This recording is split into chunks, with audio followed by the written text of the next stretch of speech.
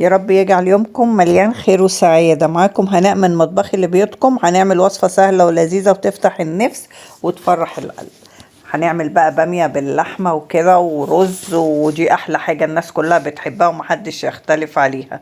معانا بقى حتة زبدة، أنا بطبخ بقى اليومين دول بالزبدة وعليها حتة سمنة. هنعمل عليها حتة زيت سوري.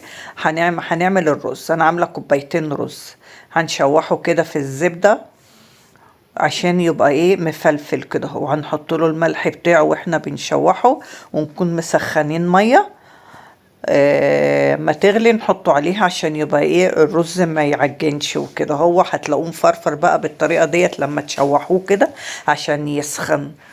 وكل رزايه تتغلف كده بالزيت والزبده، وكمان بيدي طعم حلو قوي. وتلاقي الرزايه كده كل رزايه لوحدها مش معجن ولا اي حاجه.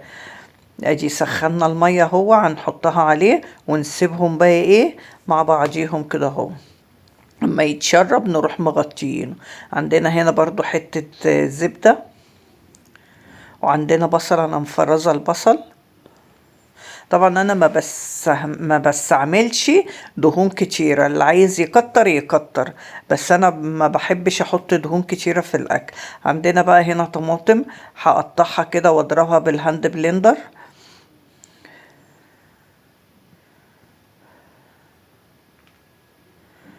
هو زي ما انتوا شايفين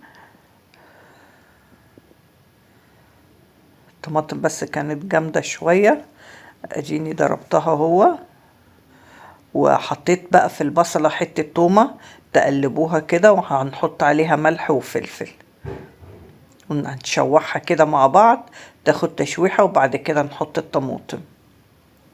انا محبش احط مية على الطماطم على اساس ان هي تبقى ايه تخينة وما تغيبش على النار. يعني لما نيجي نضرب الطماطم على مش حطاها انا في الخلاط، فبضربها بالهاند بلندر، بضربها كده طماطم بس من غير ميه ولا اي حاجه عشان تتسبك وتبقى زي بالمنظر اللي انتوا شايفينه ده. هو بعد كده هزود شوربه لان الشوربه برضو فيها دهون، عشان كده انا ما بكترش بصراحه في تقليه البصله دهون. هنا بقى بعد ما حطيت حبه شوربه وانا سلقه لحمه هحطها كده هوت في الحله بقى عشان تستوي بقى كمل سواها مع البامية. وانا طبعا مفرزة البامية زي ما كلكم بتفرزوها وكده لان ما كانش اوانها، مفرزة البامية. هو حاطة كيس وهو نسيبها بقى تستوي مع بعض، وهوريكم بعد كده هو لما تستوي هنعمل ايه. بصوا البامية هي خلاص استوت وانا بوريها لكم اهو. بصوا حتى شكلها كمان اتغير وبقت زي الفل. معانا بقى هنا هو حتة برضو معلقة زبدة مليانة، وحطيت بقى حتة تومة كده زي نص معلقة كبيرة.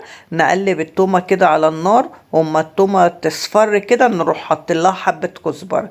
دي بقى التركة بتخلي البامية بقى بتوديها في حتة تانية. بعد البامية ما تستوي بروح حط لها بقى التقلية دهية، بتبقى حلوة جدا جدا وتخلي البامية طعمها حلو وجميل.